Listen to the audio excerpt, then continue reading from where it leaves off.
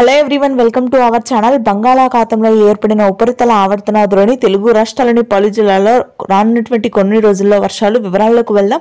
వాతావరణ పరిస్థితులు ఏంటి, ఏ జిల్లాల్లో వర్షాలు పడే అవకాశాలు ఉన్నాయో తెలుసుకునే ముందు మీరు ఇంకా మన ఛానల్ని కనుక సబ్స్క్రైబ్ చేయనట్లయితే వెంటనే సబ్స్క్రైబ్ చేయండి. బంగాళాఖాతంలో ఏర్పడిన ఉపరితల ఆవర్తన ద్రోణి క్రమేణా బలపడనుంది. దాదాపుగా డిసెంబర్ 14 నుంచి 19 వరకు కుండపోత వర్షపాతం నమోదవుతుంది పలు జిల్లాల్లో. అయితే ఇప్పటికే దిత్వ తుఫాను ప్రభావంతో రాయలసీమ, దక్షిణ కోస్తా భాగాల్లో అయితే భారీ వర్షపాతం నమోదైంది. కొంతమేర రానున్నటువంటి వారం రోజుల పాటు వర్షాలు పూర్తి స్థాయిలో తగ్గుముఖం పడతాయి రాయలసీమ, దక్షిణ కోస్తా భాగాల్లో. ఉష్ణోగ్రతలు అయితే భారీగా పెరుగుతాయి.